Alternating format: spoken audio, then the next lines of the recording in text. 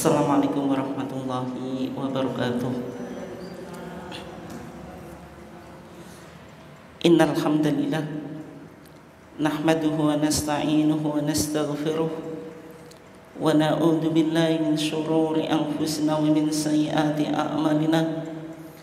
May yahdihillahu fala mudilla lahu wa may yudlil fala hadiya lahu. Asyhadu an la ilaha illallah wahdahu la syarika lahu wa asyhadu anna Muhammadan abduhu wa rasuluh. Allahumma shalli ala nabiyyina Muhammad wa ala alihi wa sahbihi ajmain. Amma ba'd. Yang saya hormati Ketua Pimpinan Cabang Aisyah Sumberjo dan seluruh jajarannya, ibu-ibu sekalian, jamaah ketarjian yang dimuliakan Allah. Alhamdulillah, pada sore hari ini kita masih diberikan oleh Allah Subhanahu wa taala nikmat yang berupa kesehatan dan juga kesempatan, sehingga kita masih bisa istiqomah dalam upaya kita tafaqquh fiddin, mendalami agama melalui kajian ketarjian. Salawat dan salam semoga senantiasa terlimpahkan kepada Nabiullah Muhammad SAW, keluarganya, sahabatnya, dan seluruh orang yang mengikuti sunnahnya sampai hari kiamat. Ibu-ibu sekalian yang dimuliakan Allah, di pertemuan minggu-minggu yang lalu kita sudah mengkaji tentang wawasan ketarjian, dan juga kita sudah mengkaji tentang kaifiyatul wudhu, tata cara wudhu. Tayamum sudah kita kaji tapi baru muqaddimahnya. Dan minggu yang lalu kita mengkaji tentang fikih air. Tentang apa? Fikih air. Maka dalam kesempatan kali ini kita akan mengkaji dan mendalami tuntunan tayamum menurut tarjih Muhammadiyah.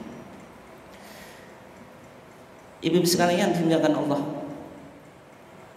tayamum sebagaimana yang sudah kita ketahui itu tidak menggunakan air, tidak menggunakan apa? Air, tapi menggunakan debu. Kalau kita wudhu dan mandi itu menggunakan air. Wudhu mengangkat hadas kecil, mandi mengangkat hadas besar atau menghilangkan hadas besar.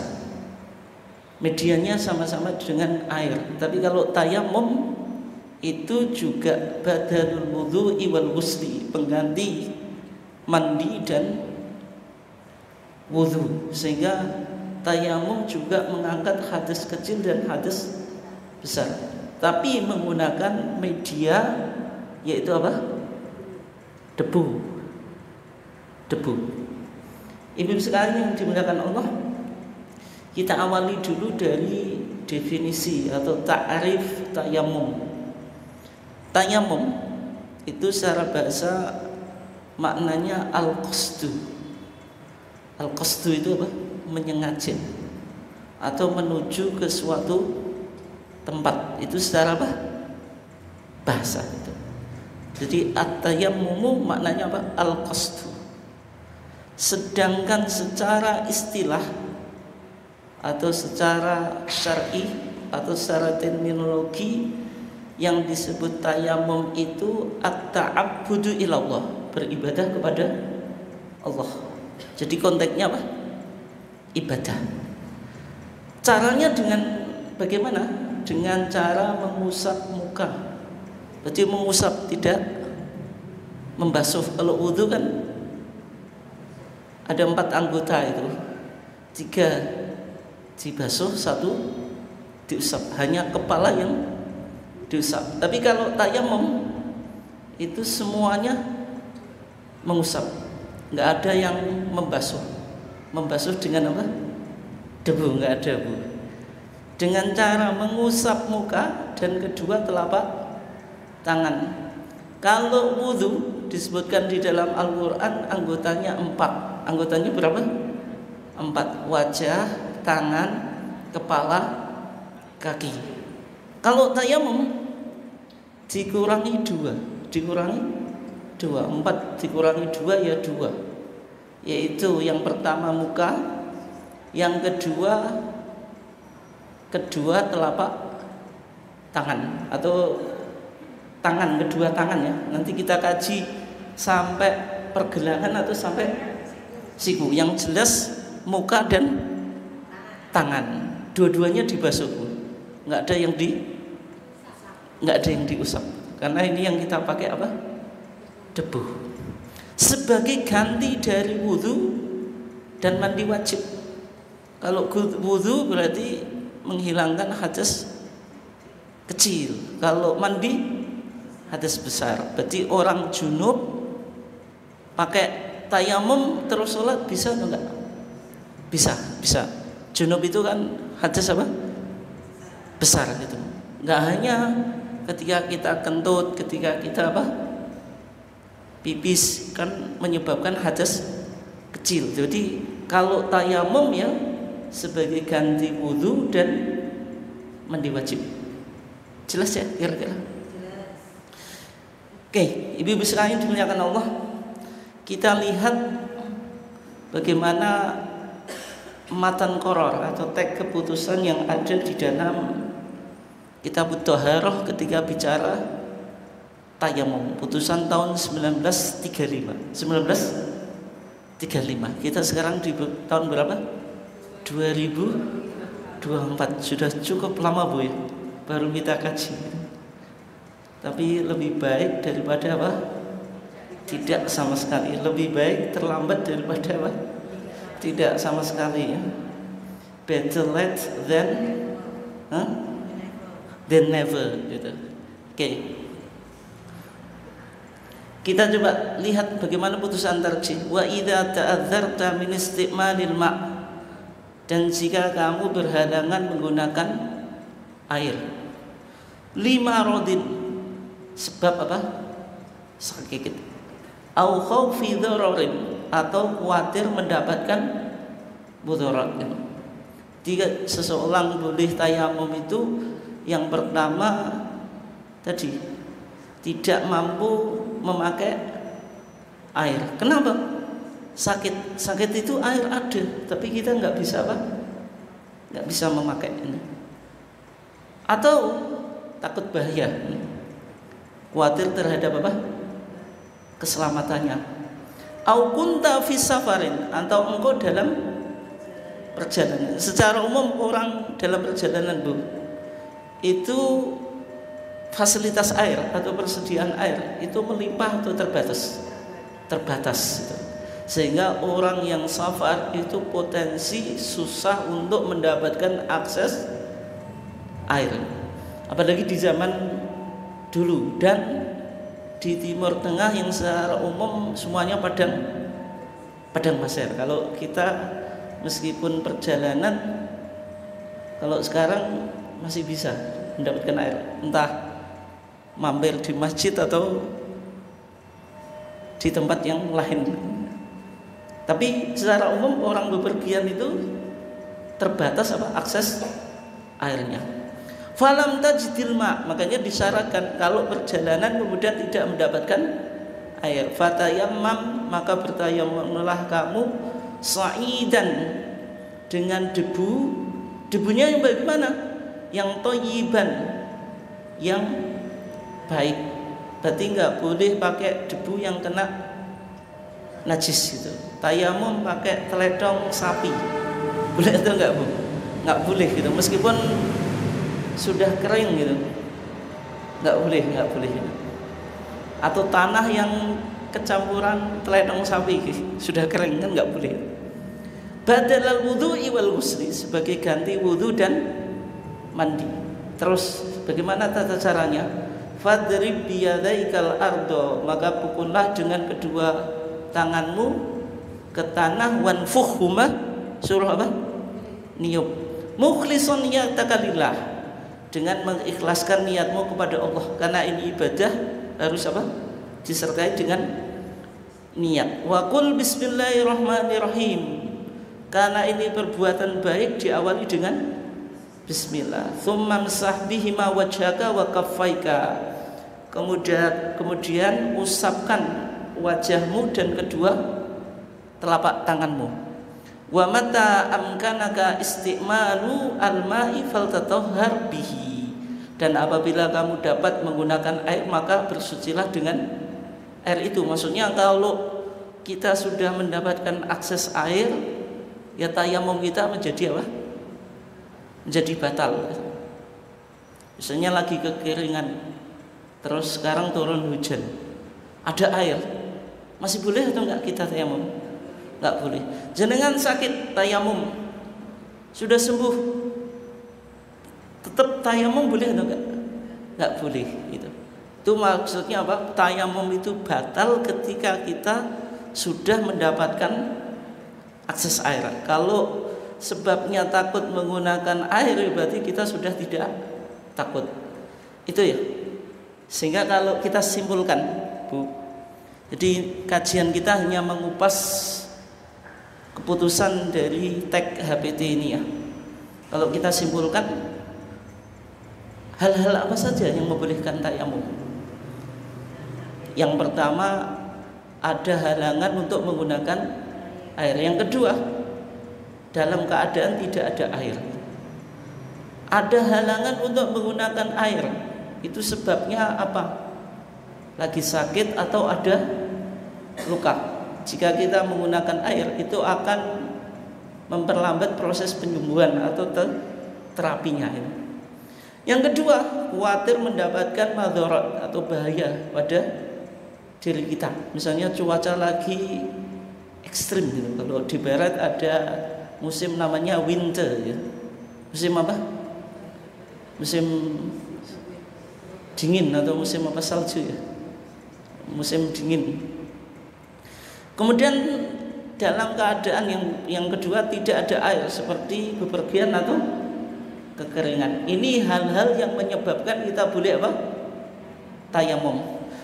Kita lihat dulu ibu-ibu sekalian yang dimuliakan Allah, dalilnya. Ini semua dalil yang saya sebutkan di sini itu bisa jenengan temui di kitab Bulughul Maram. Ditulis oleh siapa, Bu? Siapa Bulughul Maram? Ditulis oleh Al-Hafidz Ibnu Hajar Al-Asqalani. Kitab kumpulan hadis-hadis hukum. Itu jenengan bisa dapatkan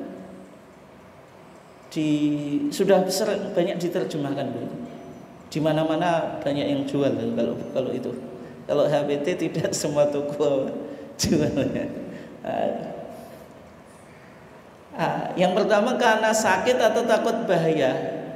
Ini berdasarkan hadis Jabir ibn Abdillah. Itu menceritakan seorang sahabat yang bepergian, kemudian kepalanya itu kejatuhan batu, bocor gitu.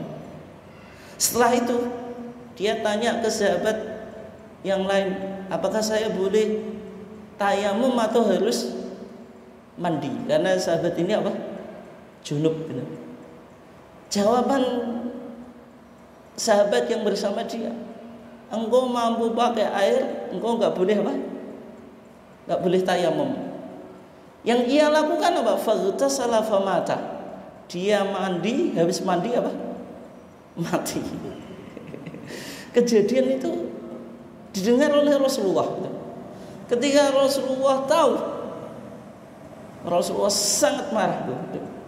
Agama itu mudah atau susah? Atau mempermudah atau mempersulit? Mempermudah gitu. Wa ma ja'ala 'alaikum fid dini apa? Min haraj. Allah tidak menjadikan bagimu agama itu menjadi apa? Sulit. Agama itu mudah gitu. Sehingga tidak mungkin Allah itu mensyariatkan syariat yang membahayakan pada diri kita demi untuk melakukan perintah agama. Itu enggak mungkin. Sehingga Nabi ketika itu marah sekali. Dan Nabi mengatakan kepada sahabat yang ngasih fatwa menyesatkan tadi, innama syifa'al as-su'al. Sesungguhnya obat kebodohan itu ya apa? Ya tanya. Kalau nggak tahu ya tanya. Anda malu bertanya di jalan, Anda apa Bu? Sesat. Malu bertanya di jalan maka sesat. Kalau dalam agama juga sama. Malu bertanya dalam masalah agama, sesat masuk neraka ya. Gitu. Sehingga yang dikatakan Rasulullah apa? Innama kana yakfihi ayatayammama. Sesungguhnya cukup baginya untuk tayamum. Kemudian apa? Membalut kepalanya yang kena apa? Batu atau yang luka. Terus kalau mandi ya cukup diusap. Badannya yang nggak ada lukanya disiram air seperti biasa gitu. Misalnya jenengan tangannya patah, contoh saja mudah-mudahan enggak ini. Tangannya patah, kemudian digip ya. Kalau mau tayamum gimana? Kan tangan kan anggota wudu. Anggota wudu tuh. Kalau mau wudu kan repot gitu. Terus gimana? Ya lihat dulu. Kalau masih mampu wudu ya bisa wudu tapi ketika kena tangannya tinggal apa? Diusap. Tapi kalau sama sekali nggak bisa pakai air, ya apa? Tayamum itu ya. Jelas atau enggak ini? Jelas ya.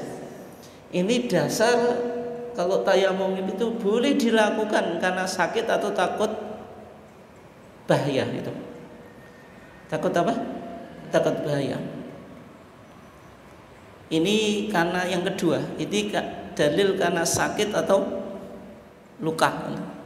Ketika Ibnu Abbas menafsirkan ayat dalam surah Al-Maidah itu, wa in kuntum mardo aw ala safarin. Nanti ayatnya ini kita bahas begini ya. Wa in kuntum mardo aw ala safarin aw jaa ahadum minkum minal ghaiti aw lamastumun nisa falam tajidu ma'an fatayammamu sa'idan tayyiba famsahu biwujuhikum wa aydikum minhu. Ibnu Abbas itu seorang sahabat yang terkenal sebagai apa? Turjumanul Quran, ahli tafsir Al-Quran. Beliau ketika menafsirkan ayat ini, beliau mengatakan idza kanat birajuli ajraha fis sabilillah. Kalau seseorang dalam peperangan dia kena apa? Luka. Fayujnibu, terus apa? Junub. Fayakhafu ayyamuta in ightasala. Kemudian dia takut kalau mandi bakal apa? Mati. Tayammama, orang seperti itu cukup apa? Cukup apa? Tayammum. Berarti wa in kuntum mardo, jika engkau sakit, itu maksudnya sakit dalam secara umum ketika itu apa? Berperang. Orang berperang itu kan terluka tuh, kalau nggak terbunuh ya terluka. Kemudian junub, kalau dia mandi potensi untuk mati, sehingga boleh apa? Boleh tayamum. Itu penafsiran di zaman Ibnu Abbas yang secara umum perang itu masih umum. Tapi kalau konteks sekarang kita Bu, maka sakit kita itu nggak karena perang, ya sakit biasa itu juga sudah boleh apa? Tayamum. Terus sekarang tayamum tadi medianya apa? Debu ya. Debu. Dan Al-Quran menyebutkan apa? Sa'idan tayyiban. Dan kata Rasulullah apa? U'titu khamsan lam yu'tahunna akhadun qabli. Nabi itu dikasih kekhususan yang tidak diberikan oleh seorang pun nabi sebelumnya. Di antaranya apa? Waju'ilat liyar ardu masjidan wa tahura. Dijadikan bagiku, kata Nabi, masjid, bumi itu sebagai masjid dan alat pensuci gitu. Jadi semua bumi itu sah untuk dijadikan tempat apa? Tempat sholat. kecuali WC nggak boleh, kuburan itu. Kandang boleh atau enggak? Boleh.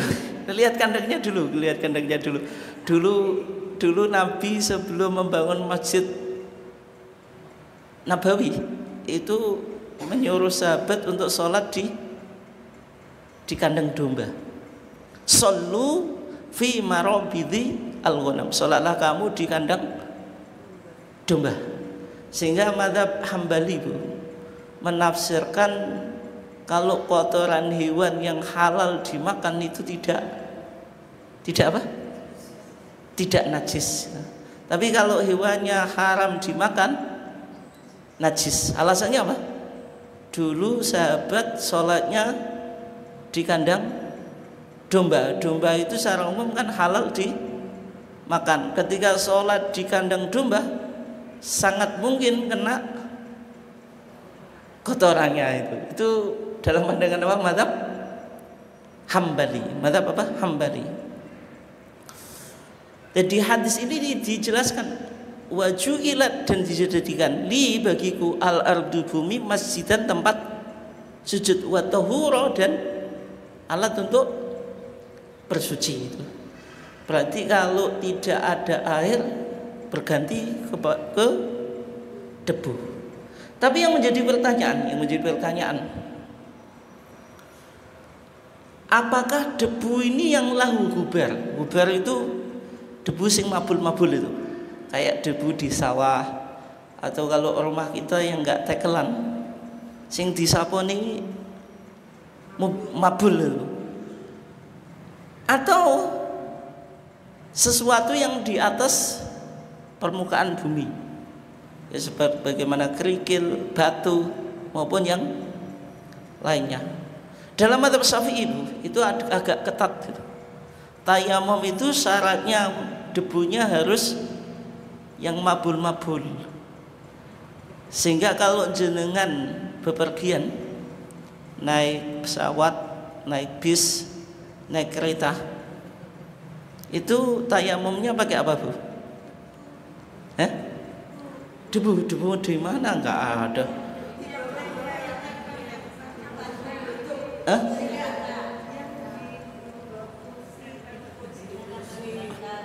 Yuk, kalau kayak di sini boleh nggak sini? Mana debunya? Nggak ada debu. Kalau mazhab Syafi'i itu nggak sah Bu. Mazhab Syafi'i saya belum jelaskan. Mazhab Syafi'i kalau jenengan bepergian biasanya tayamum di bangku atau di dinding kereta atau apalah itu.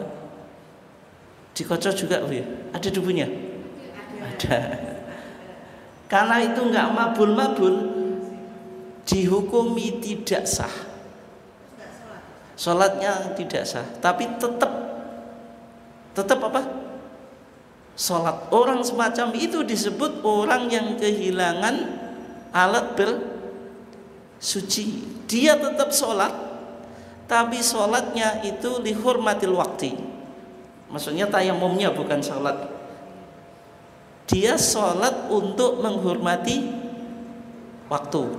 Orang Islam itu kalau waktu sholat Bu, baik punya alat bersuci atau tidak, ya namanya orang Islam kan tetap sholat. Tapi masalahnya nggak ada debu. Terus orang yang semacam itu tetap sholat, tapi nanti kalau sudah dapat air dikodoi sholatnya, dikodoi. Jadi kalau jenengan habis bepergian kodok. Mazhab Syafi'i, saya ngomong mazhab Syafi'i. Tapi orang yang bermadzhab Syafi'i juga nggak ngelakukan. Ya kalau bepergian paling sehari itu paling tinggal 1 sholat atau 2 sholat. Kalau jenengan di rumah sakit, kalau jenengan apa? Di rumah sakit. Orang yang berbaring di rumah sakit itu tayamumnya pakai apa Bu? Dinding atau bed ya? Itu sah atau enggak dalam mazhab Syafi'i? Tidak sah menurut mazhab Syafi'i. Iya Bu, saya ngomong dalam mazhab Syafi'i dulu gitu. Belum selesai. Saya jelaskan belum selesai. Nggak, maksud ini yang semacam itu tayamumnya tidak sah, tapi dia tetap sholatnya apa namanya, lihurmatil waqti. Jenengan kalau di masjid-masjid itu pas biasanya ada kiai yang menjelaskan lihurmatil waqti, menghormati waktu. Tapi masalahnya jenengan nggak punya alat bersuci, yang keluarganya yang besok itu yang menjenguk, kan nggak mungkin bawa apa Bu? Debu yang mabul-mabul, atau minta ke susternya, sus bawain saya debu gitu. Dikasih atau enggak Bu? Ya enggak mungkin, nah, susternya enggak mungkin gitu. Tapi orang yang sakit itu kan kadang 1 minggu bahkan lebih, ya nanti kalau pulang suruh qodoi, coba dikali saja Bu, 5 kali hari yang ditinggalkan gitu. Berarti kalau kan dia juga capek mondok gitu. Itu mazhab apa? Syafi'i. Tapi pendapat ini Bu, secara umum juga enggak dilakukan oleh orang-orang yang bermadzhab Syafi'i. Nah kalau kita di Muhammadiyah itu sama dengan pandangan mazhab Maliki dan Hanafi itu. Kalau tayamum itu tidak harus pakai debu yang mabul-mabul, tapi yang penting itu sesuatu yang ada di permukaan bumi gitu. Karena Nabi pernah tayamum alal jidar. Alal jidar itu di dinding. Makanya tadi jenengan kalau gini tuh nggak ada Bu, nggak kelihatan. Jenengan di bis tayamum di kursi itu ya nggak kelihatan gitu. Nggak kelihatan. Tapi semacam itu apa? Dianggap sah. Dianggap apa? Sah, karena agama itu mudah gitu. Dan sebagian orang yang bermadzhab Syafi'i itu fatwanya mengarah ke boleh gitu. Ya nanti daripada dikodok, ngodok sholat itu berat Bu. Ngodok sholat itu berat atau enggak? Berat. Makanya jenengan wanita itu enggak pernah Bu disuruh ngodok sholat. Tapi kalau puasa qodoi, meskipun puasa itu juga berat, tapi kan hitungannya mudah gitu. Hitungannya apa? Mudah. Berat tentu enggak Bu qodoi? Berat, tapi kan intinya sama tuh Bu. Maksudnya sama semuanya merasakan, yang puasa Ramadan juga merasakan lapar, jenengan kan hanya berpindah di hari di luar Ramadan, tapi kan intinya kan sama tuh. Yang lainnya juga merasakan yang sama. Tapi kalau sholat misalnya, wanita haid suruh ngodoi sholat, susah tuh enggak? Susah. Makanya kata Aisyah Pak, kunna nu'maru biqodoi shaum wa la nu'maru biqodoi apa? Sholat. Kita para wanita disuruh mengqodoi apa? Puasa, dan tidak diperintahkan untuk mengqodoi sholat. Jelas ya? Berarti kesimpulannya boleh atau enggak tadi? Kesimpulannya boleh. Dengerin Bu, ini jangan ngantuk. Kesimpulannya enggak boleh, itu repot nanti.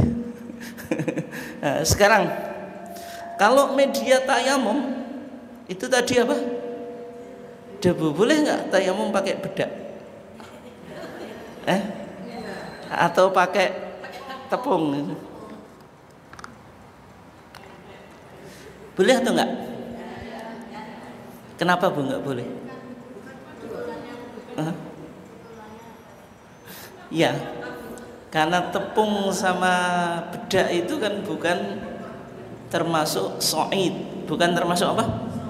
So'id itu debu atau tanah. Kalau bedak dari apa bahannya? Dari tepung ya. Enggak, bedak dari apa Bu bahannya? Bedak dari tepung, dari apa lagi? Yang dari tanah ada? Ada. Ya meskipun ya nggak, meskipun itu dari tanah tetap boleh atau enggak? Nggak boleh, tetap nggak boleh ya. Misalnya ada bedak yang terbuat dari tanah, nggak boleh. Di fatwa tarjih apa? Tidak boleh.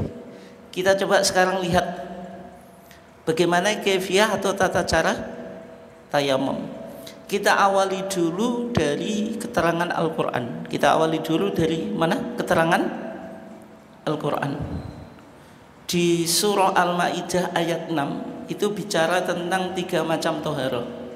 Wudu, terus apa lagi? Tayamum, terus mandi. Atau wudu, mandi, tayamum. Satu ayat bicara tentang 3 toharoh. Yang wudu sudah, yang mandi belum. Wa in kuntum junuban fattahharu. Ini perintah untuk apa? Mandi. Terus bicara tayamum. Di sana Allah Subhanahu wa taala berfirman, fatayammamu, maka bertayamumlah kamu, sha'idan, dijelaskan medianya apa? Debu. Thayyiban, yang baik. Tidak boleh tayamum pakai benda yang najis. Famsahu, tayamum itu atau mengusap, maka usapkanlah biwujuhikum, wajahmu. Wajah ya sebagaimana wajah dalam ketika kita bicara wudu. Vertikal, horizontal, masih ingat Bu? Vertikal dari mana? Tempat tumbuhnya rambut sampai dagu. Terus dari telinga yang satu ke telinga yang lain. Wa aydikum minhu, dan tanganmu. Berarti disebutkan di sini anggota wudu 2. Anggota tayamum, mohon maaf, 2. Wajah dan tangan. Dua-duanya diusap. Kalau wudu dibasuh. Cumanya ketika Allah Subhanahu wa taala menjelaskan tangan di ayat ini, beda dong enggak ketika Allah berbicara tentang wudu? Beda atau enggak? Beda atau enggak? Bedanya apa, Bu? Kalau di wudu itu apa? Dijelaskan ilal marafiq sampai siku, tapi maksud siku itu beserta ya. Tapi kalau tayamum enggak, di ayat ini loh dijelaskan atau enggak? Tidak dijelaskan tangan saja. Tapi kalau wudu sampai siku. Sehingga dari sini kita simpulkan, Bu, tayamum menurut Al-Quran itu mengusap muka, yang kedua mengusap tangan. Al-Quran menjelaskan batasan tangannya. Menjelaskan atau tidak? Tidak. Apakah tangan kita itu dibagi menjadi berapa, Bu? 3 apa saja, Bu? Telapak, apa ini? Lengan, terus bau. Yang memisahkan antara telapak dengan lengan itu pergelangan. Memisahkan antara lengan dengan bahu apa, Bu? Siku. Kalau bahu dengan pundak namanya apa? Namanya mangkip. Itu ya. Nah, tangan yang kita bisa bagi menjadi 3 itu tidak dijelaskan oleh apa? Al-Quran. Sehingga di dalam hadisnya, Bu, ada 2 versi apa? Tayamum. Ada 2 apa versi tayamum? Yang pertama, menurut hadis Ammar ibn Yasir. Hadis Ammar ibn Yasir, bahwasanya tayamum itu mengusap wajah dengan sekali apa? Tepukan. 1 kali tepukan untuk mengusap wajah, terus tangan sampai pergelangan. Hadis Ammar ibn Yasir. Ini, Ibu. Tsumma dzaraba biyadihil ardo. Nabi itu ketika menjelaskan Ammar ibn Yasir tata caranya apa? Tayamum. Itu Nabi memukulkan kedua tangannya ke tanah, ke debu. Dzarbatan wahidan, satu kali tepukan. Terus Nabi mengusap wajahnya. Terus kedua telapak tangan sampai pergelangan. Diawali yang kanan dulu. Jelas ya? Hadisnya sahih atau enggak? Sahih. Ini muttafaqun alaih. Muttafaqun alaih itu riwayat siapa? Siapa, Bu? Imam Al-Bukhari dan Imam Muslim. Sedangkan hadis yang kedua itu hadis Ibnu Umar. Ibnu Umar itu maksudnya Abdullah ibn Umar, anaknya Umar ibn Khattab. Di sana dijelaskan bahwasanya Rasulullah bersabda, at-tayammumu dzarbatan. Tayammum itu dua kali tepukan. Dua kali berapa? Tepukan. Dzarbatun lil wajhi, satu tepukan untuk wajah. Wa dzarbatun lil yadaini ilal mirfaqain, dan satu kali tepukan untuk dua tangan sampai siku. Kalau kita praktekkan, Bu, tapi sebelumnya hadis yang kedua ini rawahu Daruqutni, riwayat Imam Daruqutni, wa sahahu al-a'immah waqfahu. Para imam hadis menilai hadis ini mauquf. Mauquf itu berhenti pada perawinya, tidak sampai pada Rasulullah. Sahabat siapa tadi? Abdullah ibn Umar. Berarti ini pendapatnya Abdullah ibn Umar, bukan sabdanya Rasulullah. Jelas atau enggak? Nah, sekarang kalau kita praktekkan tayamum, ini mic-nya bengong nih, saya ngomongnya susah. udah enggak apa-apa. Tapi jelas ya suaranya. Menurut hadis Ammar ibn Yasir, tata cara tayamum tadi bagaimana? Sekali tepukan untuk wajah dan kedua telapak tangan sampai siku. Berarti gimana, Bu? Caranya coba diangkat semuanya tangannya. Tepukkan ke tanah, lantai sekali. Terus wajah rata semuanya ya. Terus apa? Tangan kanan dulu, baru apa? Baru kiri sampai apa? Pergelangan. Gimana?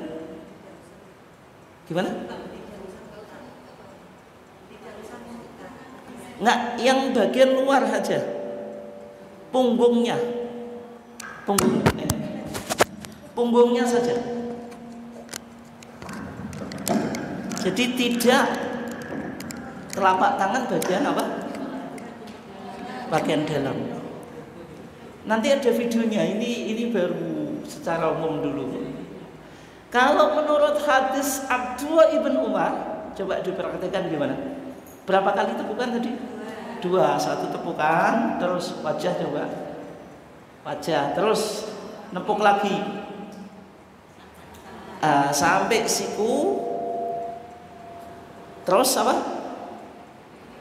Yang kiri. Caranya bagaimana? Gini, Bu. Tapi ini hanya ijtihad mazhab ya. Tapi yang penting diusapkan pada siku. Kalau mazhab Syafi'i gini caranya.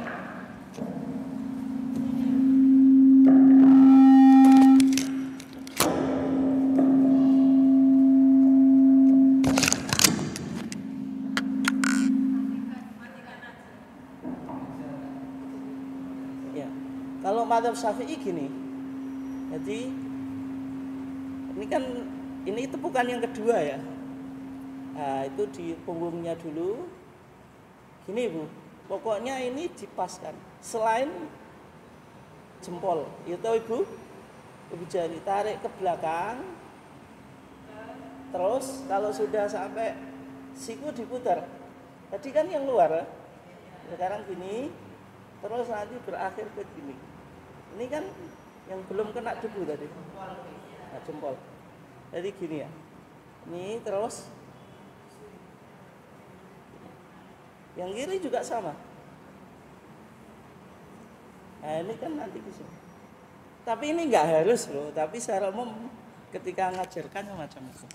Itu menurut apa? Mazhab Syafi'i. Mazhab Syafi'i. Berdasarkan hadis apa? Hadis Abdullah ibn Umar. Tapi hadisnya kuat yang mana, Bu? Yang Ammar ibn Yasir cuma satu kali tepukan untuk wajah dan kedua telapak tangan sampai kok siku pergelangan. Nah, dalam mazhab Syafi'i itu, mazhab Syafi'i itu kan punya dua qaul. Qaul qadim pendapat lama sama qaul jadid pendapat baru. Ketika Imam Syafi'i masih di Baghdad itu disebut qaul qadim. Ketika di Baghdad Imam Syafi'i pakai hadis Ammar ibn Yasir. Ammar ibn Yasir sampai pergelangan. Tapi ketika Imam Syafi'i pindah ke Mesir, Imam Syafi'i itu ketika di Mesir mazhabnya disebut mazhab jadid, Bu, mazhab yang baru. Dan Imam Syafi'i meninggal di Mesir, di namanya daerah Mantiqah Sayyidah Aisyah. Itu masih di Kairo itu. Masih apa? Di Kairo itu. Kalau jenengan punya kesempatan ke sana bisa apa? Mampir ke makamnya Imam Syafi'i, masih ada di sana. Ketika Imam Syafi'i pindah di Kairo itu menggunakan hadis Abdullah bin Umar ini. Padahal secara sanad lebih apa, Bu? Lebih lemah. Ya kan? Lebih kuat mana tadi? Berarti lebih kuat mazhab qadim daripada mazhab jadid. Sehingga sebagian ulama mazhab Syafi'i, misalnya Imam Nawawi, itu menganggap pendapat Imam Syafi'i yang qadim yang dahulu itu lebih kuat daripada qaul jadid. Padahal secara umum yang diamalkan itu qaul qadim atau qaul jadid? Qaul jadid, karena qaul jadid itu menasakh atau merevisi pendapat yang lama.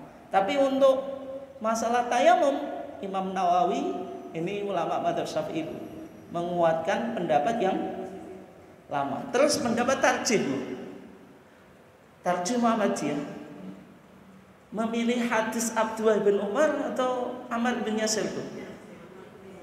Ammar bin Yasir. Sehingga kalau kita di Muhammadiyah tayamumnya berapa kali tepukan? Satu. Untuk apa? Wajah, tangan sampai mana? Pergelangan, tidak sampai siku. Jelas ya? Nah, ini apa di HPT-nya ya. Sehingga kesimpulan kita, tata cara tayamum menepukkan kedua telapak tangan ke tempat debu suci atau bagian permukaan dari sesuatu yang dianggap bersih. Misalnya apa? Dinding. Kalau jenengan di rumah sakit ya bed gitu. Atau kursi dan seterusnya. Menghembus kedua telapak tangan, menghembus itu meniup. Kemudian mengusapkan ke muka, mengusapkan pada kedua tangan sampai pergelangan tangan, tidak sampai ke siku. Nah, kaifiyahnya, Bu, lebih rinci lagi. Kalau mau tayamum mengucap basmalah, bismillahirrahmanirrahim. Terus apa? Sambil meletakkan kedua telapak tangan di tanah, boleh di dinding. Kemudian diangkat, kan nggak nampak debunya, ditiup atau enggak? Sing jenengan tiup apa? Ora nek debu nih. Yaitu ittiba kepada Nabi, ittiba kepada. Meskipun tidak kelihatan apa? Debunya. Terus apa? Mengusapkan kedua telapak tangan ke wajah satu kali, kemudian nggak usah nepuk lagi, langsung mengusapkan ke tangan kanan bagian yang apa? Luar sampai pergelangan satu kali, tidak disunahkan 3 kali sebagaimana wudu. Terus kiri. Nah, sekarang kita lihat videonya, Bu.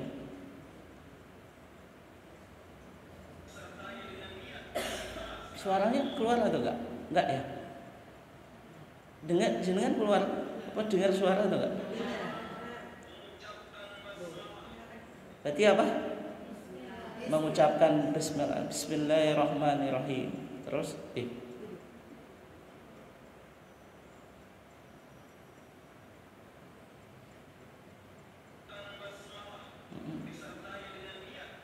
berarti hati niat tidak usah diucapkan. Nawaitu tayammuma, enggak usah. Ini bagi orang yang sakit ya. Ketiga,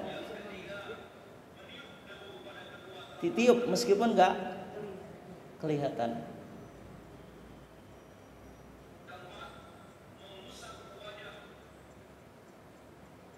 Ini wajah sekali saja, tidak usah 3 kali.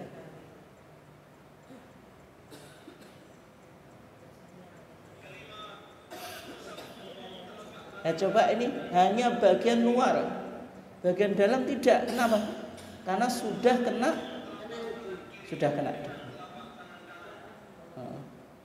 Ya gitu saja, Bu. Coba ini dipraktekkan secara lengkap ini.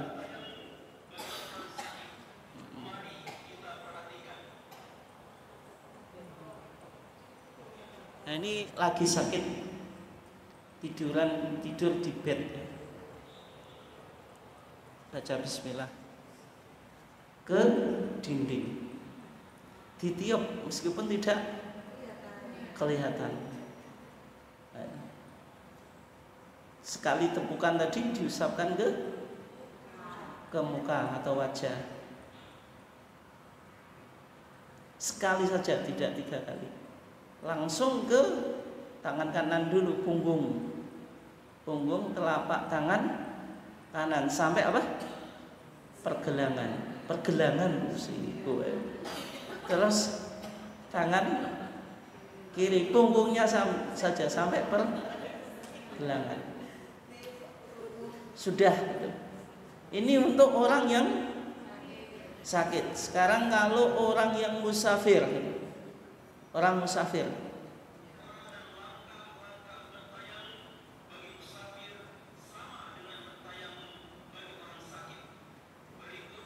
Tata caranya sama. Cumanya kalau jenengan mendapatkan debu sing mabul-mabul itu lebih baik. Kalau memungkinkan. Kalau nggak usah sangu. Sangu diadai apa Bu? Adai plastik nih.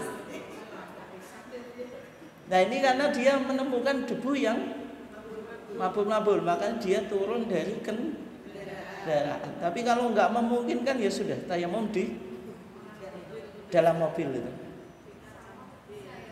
Gimana? Ya di sawah nggak apa-apa itu. Justru di sawah itu yang debunya mabul-mabul itu ya di sawah. Nah ini loh maksudnya debu sing mabul-mabul itu. Nah kalau ini ditiup kelihatan soalnya nempel debunya. Coba ya. Ini yang betul-betul nempel.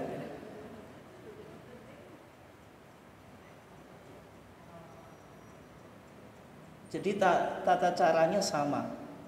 Hanya saja yang kedua ini dia memungkinkan untuk mendapatkan debu yang mabul-mabul. Kalau yang pertama karena sakit itu, minta susternya yang nggak bakal dikasih, yang besok juga nggak mungkin ya, kecuali jenengan bawakan plastik taruh di ember gitu. Biar apa bisa jelas ya gitu. Kira-kira bisa mempraktekkan? Ya coba kita praktekkan. Kita tempelkan tangan ke Bismillah, hati nih niat. Nah, terus diangkat coba. Terus apa? Ditiup meskipun tidak kelihatan debunya. Terus mengusap muka sebagaimana dalam wudu ya, cumanya sekali. Setelah itu langsung telapak tangan bagian punggung yang kanan dulu sampai pergelangan, baru yang kiri. Jadi gitu saja tayamum. Jadi yang dalam tidak usah diusap. Kenapa? Sudah kena debu. Terus sekarang masih berapa menit? 10 menit ya. Sampai jam 5 kan? Hah? Ya 10 menit. Kita coba bahas sedikit permasalahan tayamum. Kalau jenengan sudah sholat, tapi sholatnya dengan apa? Tayamum. Waktu sholat masih ada, jenengan mendapatkan air. Sholat lagi atau mencukupkan sholat, Bu? Sholat lagi, Bu. 2 kali, Bu ya? Sekali atau 2 kali, Bu? Kok sekali kenapa, Bu? Kan sudah, tapi waktu sholat masih kok. Misalnya sekarang kita kan berada di waktu sholat asar. Tadi jenengan tayamum sholat asar. Sekarang dapat air. Kira-kira mencukupkan sholat yang sudah kita lakukan tadi atau sholat lagi dengan air? Itu alasannya apa, Bu? Sholat kok sholatnya ya. Awang-awangan. Peristiwa itu sudah terjadi di zaman Rasulullah. Di hadis Abu Sa'id Al-Khudri, kharaja rajulani fi safarin. 2 sahabat bepergian dalam 2 sahabat apa? Bepergian. Fa hadaratis shalah. Waktu salat datang. Wa laysa ma'ahuma ma'un, enggak ada persediaan air. Fatayammama sa'idan thayyiban fasallaya. Terus keduanya tayamum salat. Tsumma wajada al-ma'a fil waqti. Tapi keduanya mendapatkan air waktu salat masih. Fa'ada ahaduhuma as-salata wal wudu. Salah satu dari 2 sahabat tadi mengulangi salat dan wudu. Kok dengan wudu, Bu? Tadi tayamum kok. Maksudnya tayamum tadi, tapi kan mudah bahasanya wudu. Kayak jenengan, Bu. Jadi 2 kali, Bu. Ini madzhab 2 kali. Walam yu'idil akhar, yang satu enggak. Kayak jenengan tadi wis salat kok baleninah awang-awangan. Hal ini diceritakan kepada Rasulullah gitu. Tapi jawabannya Rasulullah kepada yang tidak mengulangi salatnya, Bu. Asabta sunnah, engkau sesuai dengan sunnah. Wa adza'atka sholatuka, dan sholatmu cukup. Maksudnya apa? Hujan, Bu. Enggak apa-apa ya? Bisa pulang tuh ini. Wa adza'atka sholatuka, dan sholatmu apa? Cukup. Maksudnya apa? Sudah tidak perlu untuk mengulangi. Wa qala lil akhar, dan Nabi berkata kepada yang lain. Yang lain itu maksudnya apa, Bu? Yang mengulangi salatnya. Lakal ajru maratain, engkau dapat 2 pahala. Pahala yang apa, Bu?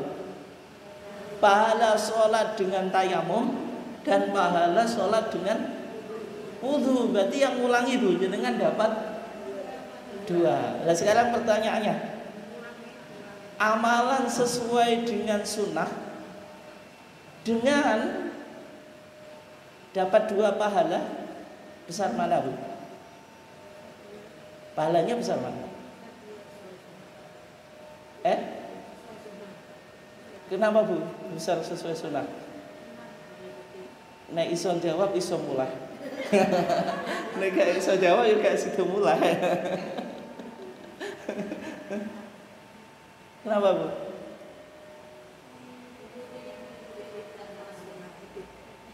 Ya, karena ini ijtihad. Ijtihad itu apa? Berusaha untuk mengamalkan agama berdasarkan apa? Pemahaman yang ia pahami. Orang ijtihad itu kalau benar dapat 2 pahala, kalau salah 1. Sehingga yang benar itu 2, kalau salah 1. Sehingga yang sholatnya sekali itu, Bu, pahala ijtihadnya 2. Terus apa? Sholatnya 1, jadi 3. Yang salah itu hanya dinilai ijtihadnya saja. berarti dia ya hanya dapat 2. Sehingga kesimpulannya apa? Mencukupkan sholatnya. Ada nilai kemudian wis nyukupkan satu sholat ganjarannya luwih gede. Terus sekarang tayamum itu untuk sekali sholat atau tiap sholat tayamum, Bus? Bagaimana wudu? Sekali sholat Bu ya. Kalau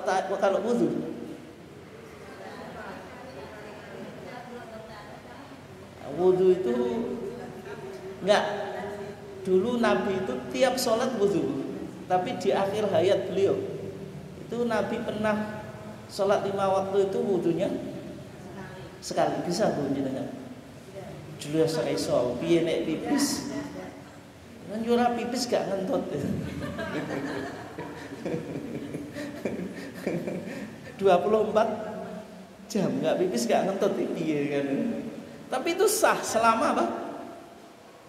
Kita belum melakukan hal-hal yang membatalkan wudu gitu.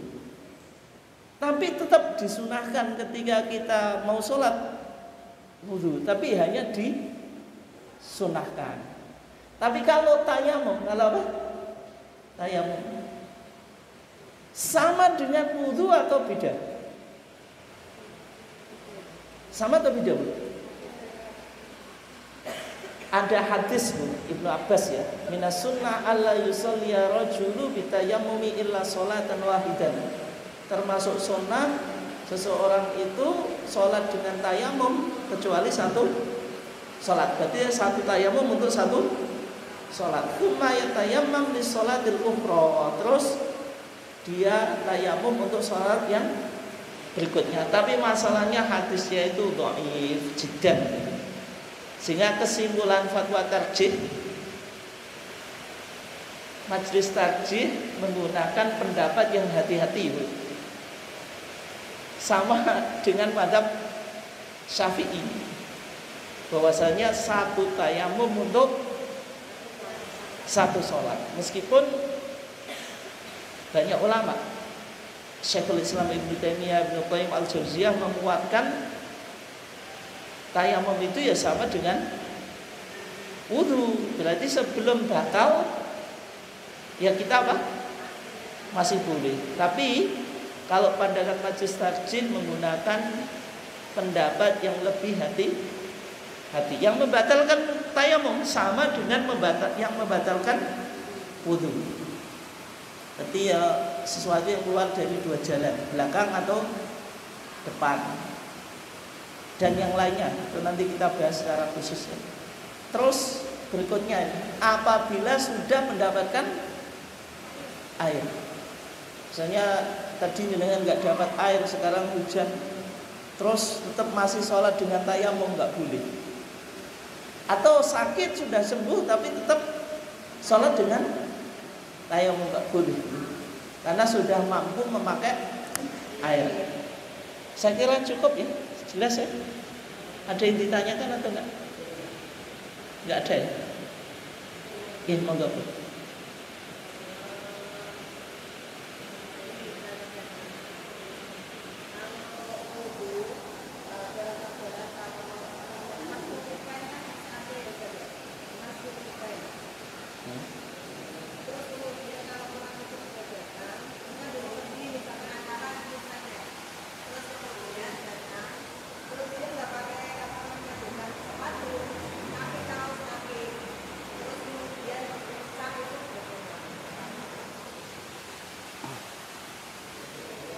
Maskul mufen itu nanti ada pembahasan secara khusus.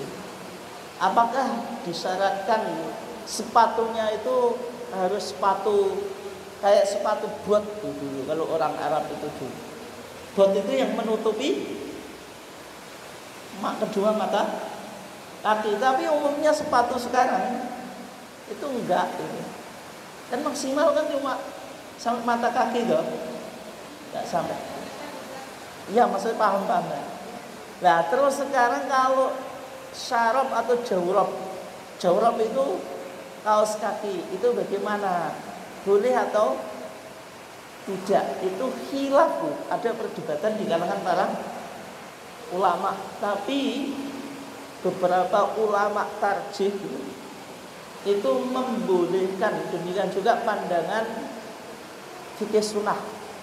Kalau kita mengikuti kitab klasik, Bu, maka mashul khufain itu nggak laku di Indonesia. Kenapa? Karena syaratnya berat. Sepatunya kan harus sepatu buat, Bu. Umumnya orang Indonesia sering pakai sepatu atau enggak? Tidak. Tapi kalau orang Arab itu kemana-mana sering pakai sepatu. Tapi kalau kita itu sandalan. Dan nanti kalau syaratnya kayak di kitab-kitab fikih klasik, Bu, berarti mashul khufain nggak bisa kita lakukan. Padahal agama itu datang untuk memberikan kemudahan atau solusi. Sehingga sebagian ulama tarjih membolehkan meskipun tidak sepatu, meskipun apa? Kaos kaki, tapi kaos kakinya yang tebal secara umum kita butuhkan. Tapi kalau jenengan nggak begitu memerlukan, ya maksudnya nggak begitu memerlukan, ini nggak ada kademen lopes kan ya dibasuh gitu ya. Ya. Yang lainnya nggak ada gitu.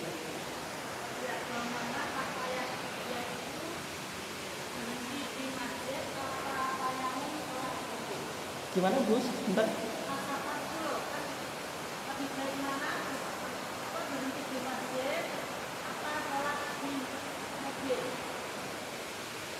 Ya, kalau jenengan nggak keburu-buru, Bu, lebih baik berhenti di masjid. Tapi dilihat dulu, jenengan pakai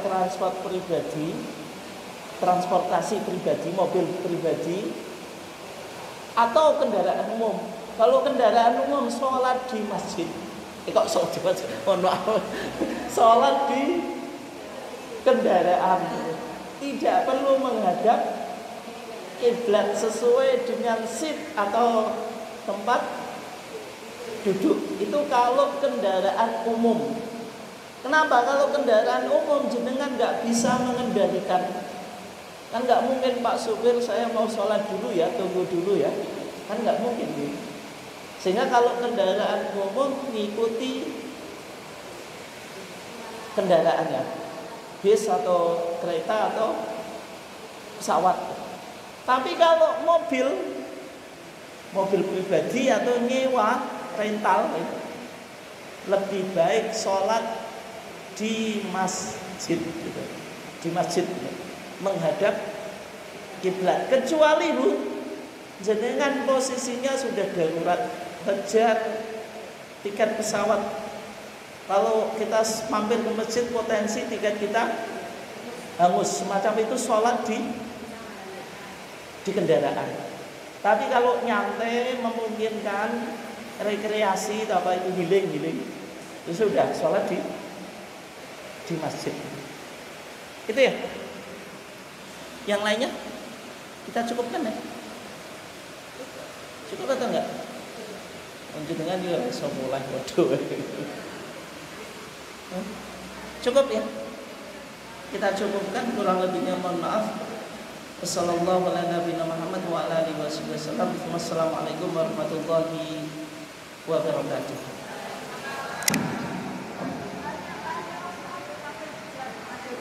Nama? Ya, silakan. Ya, monggo.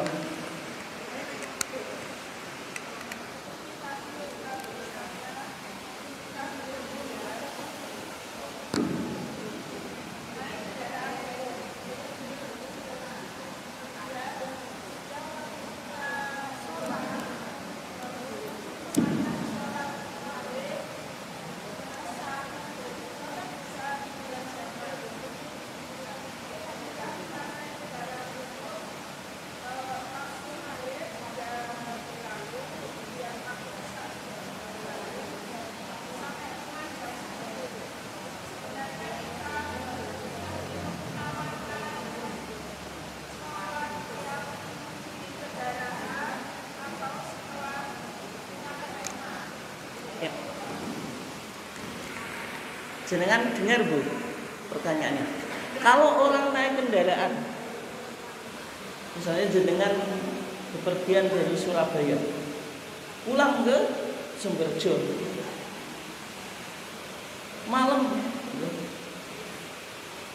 malam itu berarti ada sholat maghrib sama isya. Di kendaraan memungkinkan untuk sholat melakukan tayamum dan jamak qashar. Atau dijamak ketika di rumah. Kalau Nabi itu yang semacam itu dia lakukan dalam masa di kendaraan. Tapi masalahnya kalau Nabi safar itu kan naiknya keledai, himar atau unta, secara umum mudah untuk diatur. Tapi kalau jenengan sholat di kendaraan itu problemnya macam-macam. Bisa jadi pepetan, desak-desakan laki-laki perempuan, atau mungkin nggak nyaman gitu, mau sholat gimana gitu. Itu terserah yang jenengan anggap nyaman bagaimana. Kalau misalnya nyaman memungkinkan untuk sholat ya sudah di kendaraan, berarti jamak dan qashar. Tapi kalau tidak, jenengan sampai di rumah, tapi kalau sudah sampai di rumah hanya boleh dijamak, tidak boleh di qashar. Kenapa? Karena kalau jenengan sampai di rumah itu sudah tidak musafir, tidak musafir. Sehingga kalau sampai di rumah hanya boleh dijamak. Berarti kalau maghrib sama isya itu ya, isyanya tetap 4 ya.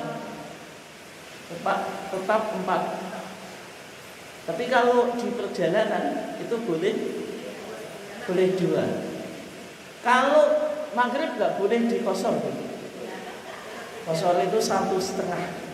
Kan 3 rakaat di qashar tinggal 1,5. Yang setengah itu gimana cara melakukannya? Masa rukuk terus kan nggak bisa Bu. Sehingga maghrib itu nggak boleh di qashar. Subuh juga nggak boleh. Karena subuh itu apa Bu? Kaidah asalnya sholat itu 2 rakaat. Kalau jenengan sudah 2 rakaat, bukan jenengan kurangi kan itu. Itu sholat wajib. Dan yang kedua, subuh itu disunahkan bacaannya panjang. Kalau maghrib li'annaha witrun nahar, karena maghrib itu sholat witirnya sholat siang.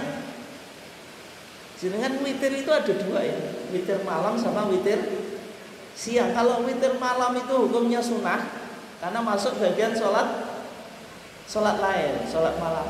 Tapi kalau witir siang itu fardu, yaitu sholat wajib gitu. Sehingga kalau dia namanya witir kan 3 kan? Namanya witir kok 3. Namanya witir ganjil, mohon maaf. Bilangan ganjil itu kan 1, 2. Kok 1? Harus enggak konsen. 1, 3, 5, 7 berhenti. Nah sekarang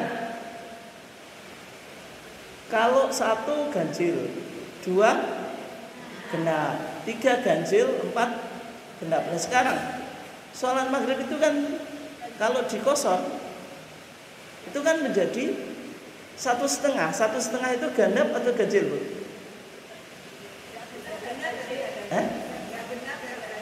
Ya, berarti kan nggak boleh di qashar.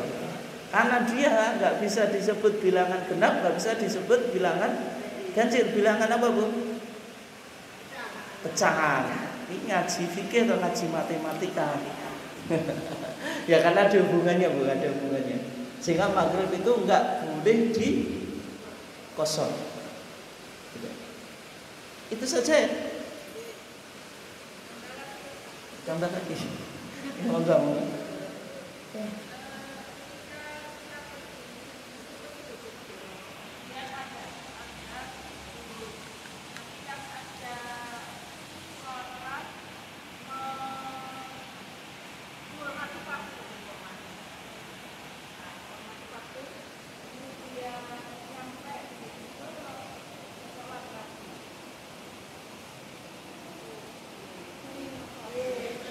Salat lihurmatil waktu tadi kan kita simpulkan Bu, yang betul sudah cukup tidak. Meskipun tayamum pakai debu tuh Pak, pakai dinding, pakai bed, salatnya sudah sah, tidak disebut salat lihurmatil waktu. Berarti salat itu yang sudah sah. Enggak perlu. Itu tadi mazhab Syafi'i. Tadi mazhab apa? Syafi'i. Kita kuatkan yang betul, yang kuat itu. Sholat tadi sudah cukup. Jadi kalau dengan bepergian sakit gitu, tayamumnya meskipun nggak pakai debu yang modal-modal, mabul-mabul itu, sudah dianggap sah. Tidak perlu mengulangi sholat. Kalau jenengan mengikuti mazhab Syafi'i itu berat secara umum. Yang bermadzhab Syafi'i pun itu tidak melakukan mazhabnya. Kayak tawaf mengikuti mazhab Syafi'i gak bakal jadi tawaf ya. Karena apa? Sentuhan laki-laki perempuan batal. Padahal kalau tawaf desakan, wudu terus, wudu kan capek gitu. Kecuali pakai semprotan ya. Pakai semprotan pun juga habis semprot wudu nyentol lagi kan, nggak selesai itu. Itu ya. Oke, yang lainnya cukup ya, cukup ya. Kurang lebihnya mohon maaf. Wassalamualaikum warahmatullahi wabarakatuh.